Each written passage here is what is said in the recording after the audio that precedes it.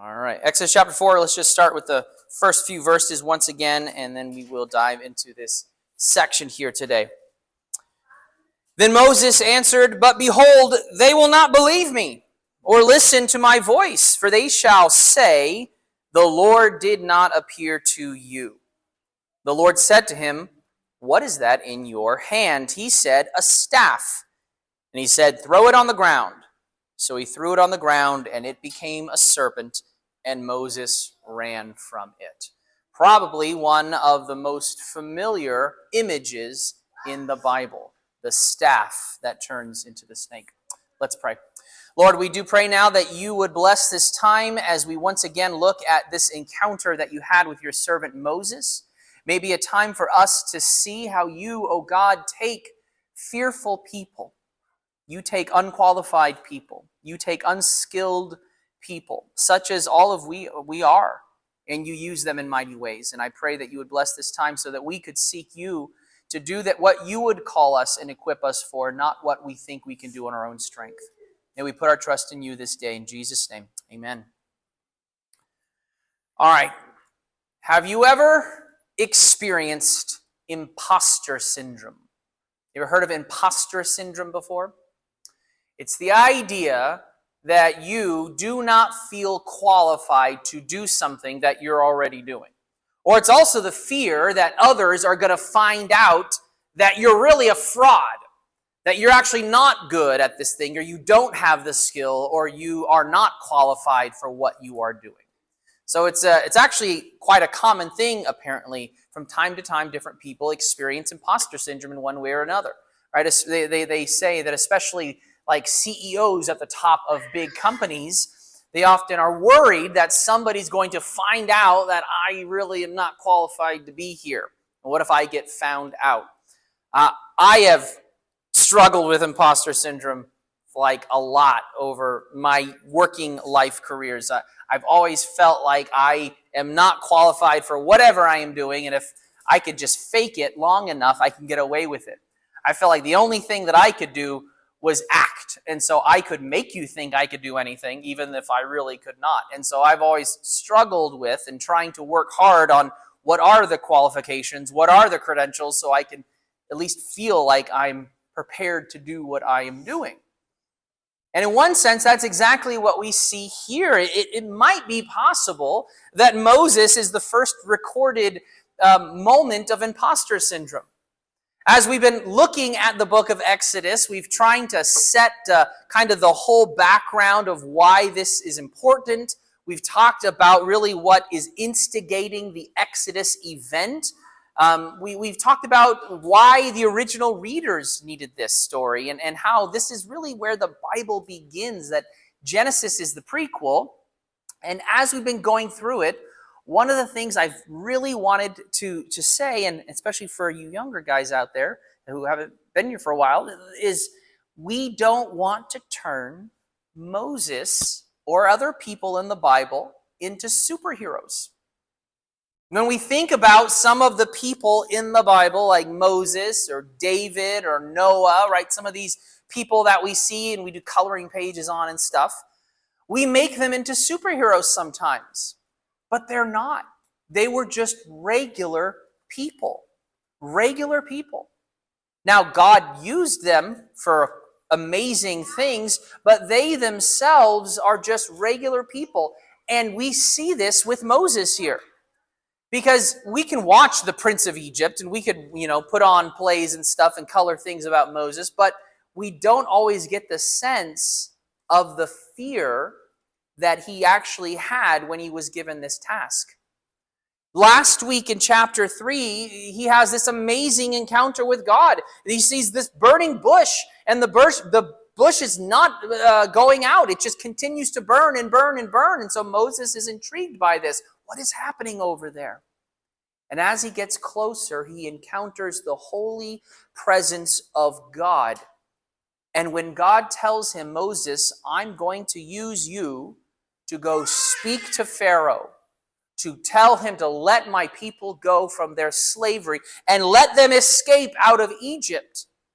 But Moses doesn't just say, okay, God, I'm going to do what you've called me to do. because he's not a superhero.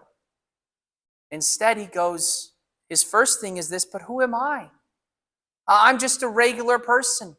I'm an old man. By that time, he's about 80 years old. I'm an old man. I don't have the skill. I can't do this. And he's so worried that he won't be able to do what God has called him to do. So he starts to object. He starts to bring objections. God, please don't use me. You can find somebody better. You can find somebody stronger. You can find somebody smarter. Please don't use me. And in this chapter, chapter 4 that we're looking at today, he's going to continue his objections. Even though God has given him the number one reason that he should obey and he should be faithful, the number one reason God said is because I will be with you. If God is going to be with Moses, that makes everything he does possible. It's God's presence that makes the difference. He already said he would be with Moses, so Moses shouldn't fear, and yet he still has objections. I think that this helps us today to remember something, that when God is looking for people to work through, he's not necessarily looking for the most confident people. He's not necessarily looking for the most qualified people, the people that have the most credentials or the best background or the greatest skill. He's looking for trusting people. People that can trust that God is using you for his glory, so he will equip you in ways that we can't even imagine. So let us not view Moses as the hero. God is the hero in this story. Let us see Moses, in one sense, as a picture of all people that God uses. He himself lacks, but God provides. We lack, but God provides. So we're going to look at this there's a pattern that breaks up very easily and naturally in this. We have an objection and we have a response. So we're going to look at the third objection and the response from God. The fourth objection, the response from God. There's a final plea, and then God's going to respond. And then there's an interesting thing that happens at the end of this passage that I'm going to call God's objection. So God is giving responses to the objections that Moses makes, but by the end of this passage, God has an objection, and it is a big one. So we will look at that when we get there. So first, we have the third objection, because we're continuing. The first objection and second in the first last week was, who am I? And then, who are you? That's what we looked at last week. Now we're looking at the third objection, which is a very practical one. Let's look at it in verse 1, 4:1. But behold, they will not believe me or listen to my voice, for they will say, the Lord did not appear to you. What's his objection? They won't believe me. They'll call me a liar. Now, that's a good thought. Because imagine for a second, if some guy that many of these people probably don't know, Moses has been out of Egypt for 40 years. Many of them probably thinks he's dead somewhere. Now he's coming back and he's going to be like, hey, remember me? I'm the guy that's been gone for 40 years. I'm the guy that killed that Egyptian and ran away so I didn't get in trouble. So I was out in the desert and God spoke to me and he wanted me to tell you things. You would think this guy's a loony, right? We're not going to listen to this guy. And this is important that we see this, is that the Bible recognizes something that I think some people in modern society don't. The Bible recognizes that it is hard to believe things merely because we hear them. And the Bible never tells us to believe things with blind faith.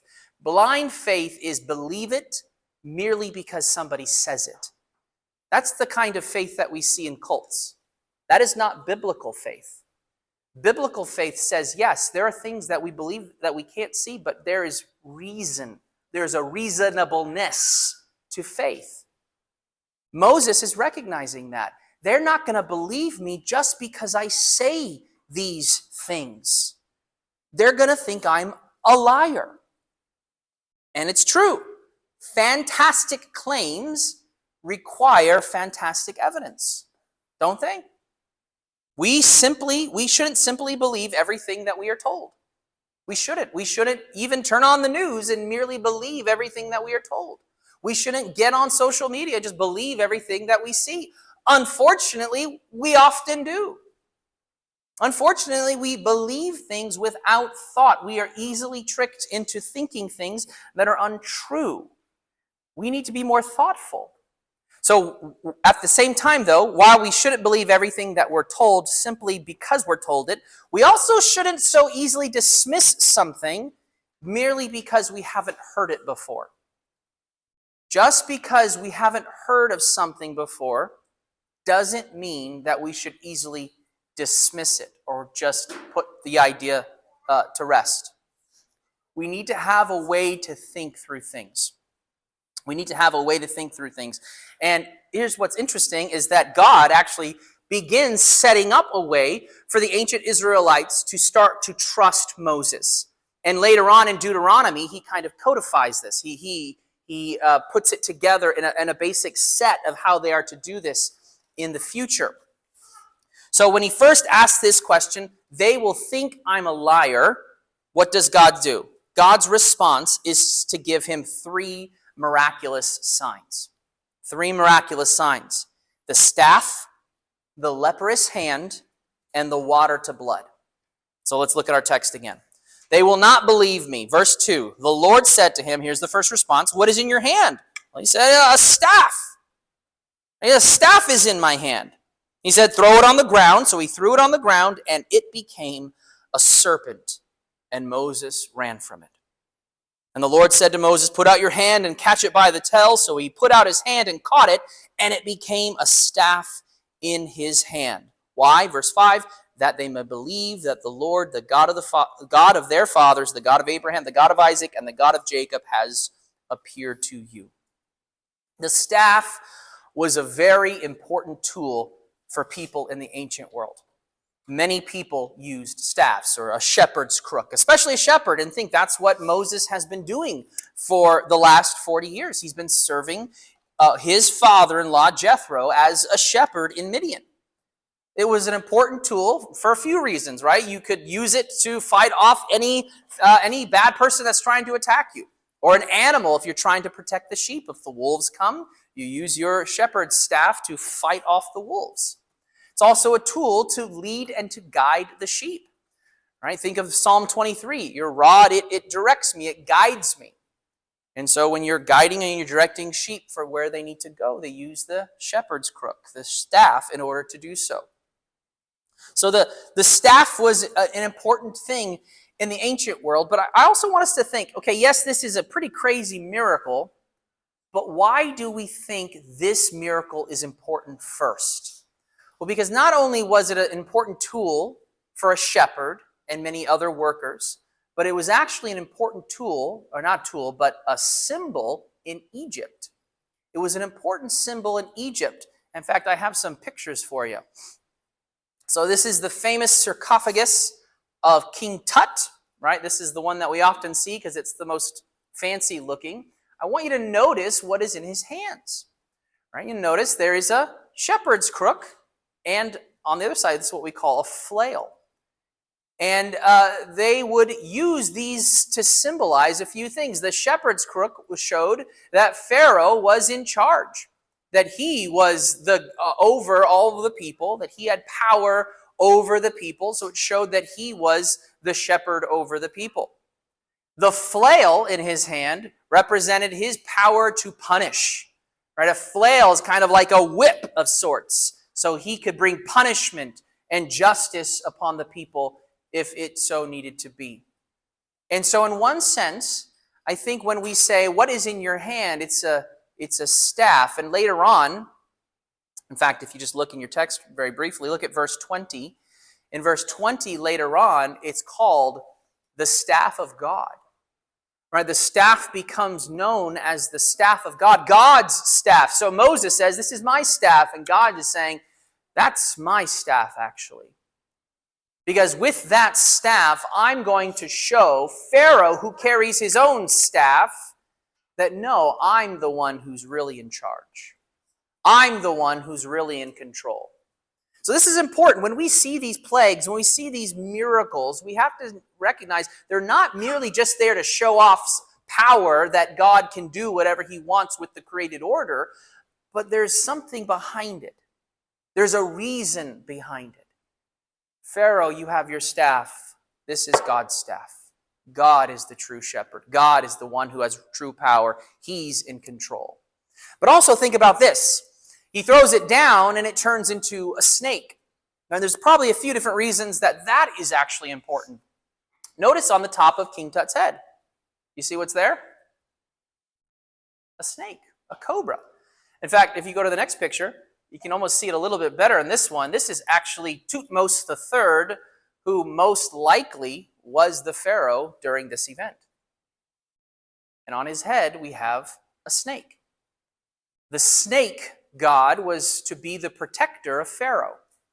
And again, God is probably saying something to the effect of, you think that you will be protected by the snake. The power of the snake is nothing compared to the power of God. God is the creator of the snake. God is the one. So to show that this is actually what God can do, as opposed to what Pharaoh believes about himself, because we have to recognize this. This is not just God saying, I'm going to bring people out of slavery. God is challenging these gods of Egypt, including Pharaoh, because Pharaoh believes that he himself is a god. He believes that he himself is a god, and so God is challenging his beliefs. God is saying, if you are a god, then prove it. You are not. You are not. And so, one of the other things that they would often do, we sometimes see it, like in like India is a very common place where they like blow the flute or something, and they hypnotize the cobra. Right? You try to get it to freeze. Well, one of the commentators was saying, perhaps there's something like this is the opposite, right? You think you can hypnotize a cobra, where here's a staff that just turns into a snake. It's showing that all their unfounded beliefs, ultimately God can do. God is the one true God. The false gods of the nations are accounted as nothing before him. So each of these miraculous signs, they have a purpose, right? They are to be the first signs that show who God is. The leprous hand in verse 6, right? Put your hand in your cloak. He put his hand inside his cloak. When he took it out, it was leprous like snow. Now, when our Bible says leprous, it doesn't mean what we normally think as modern day leprosy. I think it's called Hansen's disease is what modern day leprosy is. But it means any form of skin disease or skin issue that people would have, which was a huge, fearful thing in the ancient world, right? Any type of skin infection, they were totally fearful of that because they knew it could spread, and B, they didn't know how to get rid of it. That's why even in our Old Testament, there are so many laws about skin problems, right? Because they don't know if it's a cancerous thing or if it's just a rash or whatever. It's hard to decipher. So there's different laws on how to go about understanding it and understanding if it is contagious, because it could wipe out tribes of people. It could wipe out nations. So they had to be very careful about things like that. So to be able to show a skin disease that is there one moment and gone the next is crazy. It's amazing. It is beyond anything they could imagine. Right? That's why even when somebody had an issue, when somebody was called a leper in the ancient world, they couldn't even come near to people. They had to call out, leper, unclean, unclean. And when they called out unclean, it meant you better stay away from me, stay away from me, stay away from me, which is why it's so amazing that when we get to the New Testament, Jesus goes up to these people and he touches them. And their uncleanness normally would transfer to another. But something amazing happened. The cleanness of Christ transferred to them. See this, and he was able to heal lepers, something that no one was able to do. So putting his hand in and out of his cloak and it changing showed that God was the sovereign God over the human body, not the gods of Egypt. The third, in verse 9, Right? He says, if they will not believe even these two signs or listen to your voice, you shall take some water from the Nile and pour it on dry ground. The water you shall take from the Nile will become blood on the dry ground. And again, this is pointing forward once again to the first plague. The first plague is the Nile becoming blood. The Nile was the heartbeat of ancient Egypt. They needed that river. It sustained life. It made life there possible. Everybody, even today, the most populated areas in Egypt today are near the Nile River. It is that important. It fills the aquifers underneath the ground. It overflows every year. So it is super important. For the Nile to become blood is destructive. So it's preparing them for that. All these signs have a purpose, though. They're not just miracles to wow the audience, but look at verse 5 once again. I want us to see how there's a sign, but there's also a purpose. Verse 5, that they may believe that the Lord, the God of their fathers, the God of Abraham, the God of Isaac, and the God of Jacob has appeared to you. So this is what later on in Deuteronomy is kind of put together in a helpful way for the second generation of Israelites. How do we know when somebody is truly speaking from God? Right? That was Moses' first objection here. How will they know? Well, we say, here's a sign. Okay, so you can do something miraculous. The stick is a snake. That's pretty convincing. But can people fool people by doing that? Of course they can. In fact, the magicians in Pharaoh's court are able to do that same exact thing. So how do they know which one is speaking the truth? But there's a second part that we can't miss. Verse 5 tells us that they may know it's the God of their ancestors, the God of the one whom had made covenant with their ancestors. So there's two things that are important that is later on talked about in Deuteronomy.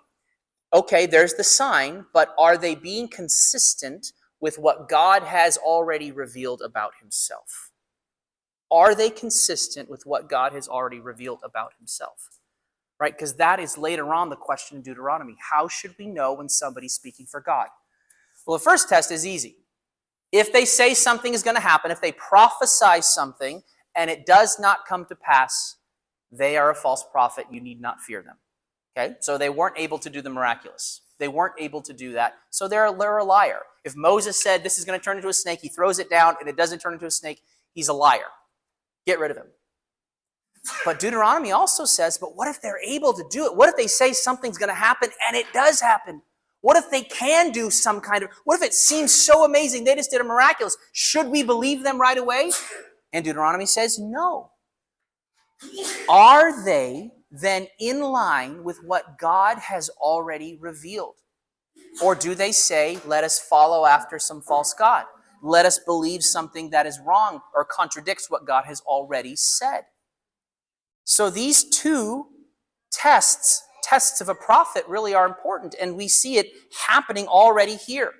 The sign is there, but Moses also has to be in line with what the people already know about God. And obviously, up until this point, their mind would be a little cloudy, right? They need to relearn who God is. They've probably lost a little bit of that over the 400 years time span, but there should be some continuity and consistency, right? And even today, that's what we need to do, right? Well, how do I know what church to join? How do I know what kind of organization to be a part of? Well, these would be important questions to ask, right? In the 1800s, when there was a lot of different kind of styles of Christianity coming about, whether they were Christian Science or Jehovah's Witnesses or Mormonism, right? Why did so many people get taken by those things? Well, number one, there was a newness.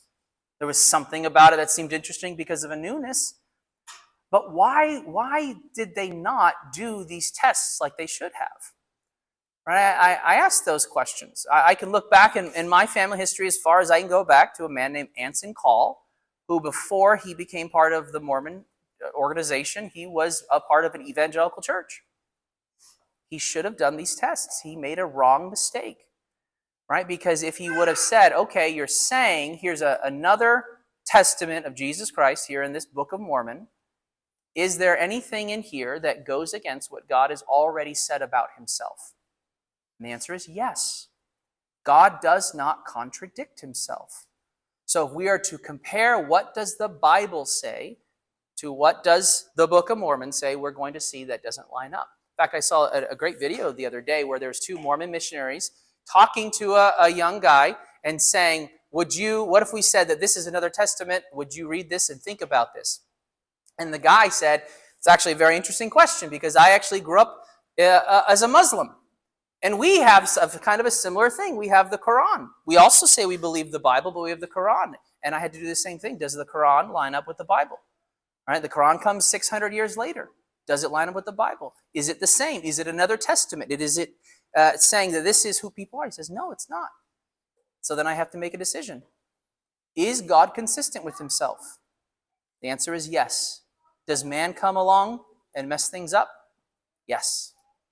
We need to be in line with what God says. God will not go against who he is. Let's go to the fourth objection. So the fourth objection and response here begins in verse 10. Verse 10, but Moses said to the Lord, O my Lord, I am not eloquent, either in the past or since you have spoken to your servant, but I am slow of speech and of tongue. Then the Lord said to him, who made man's mouth? Who makes him mute or deaf or seeing or blind? Is it not I, the Lord? Now therefore go, and I will be with your mouth and teach you what you shall speak. So the fourth objection, in one sense, is really just his last-ditch effort. I am not good at speaking. You're calling me to speak. You're calling me to talk. I am not good at speaking. Now, here's an interesting thing, though. Again, he's not focused on God. He's not focused on the Israelites. He's focused on himself and what he perceives to be his inadequacies. There's a little bit of debate about what does Moses mean when he says that he's not good at speaking. Could it mean that his language skills have gotten bad over time? Because it's possible that the Midianites spoke a slightly different dialect than the Israelites. Definitely, the Egyptians did not speak Hebrew. They spoke their own language. We see that in Genesis. There's translation that has to happen. So maybe he's saying,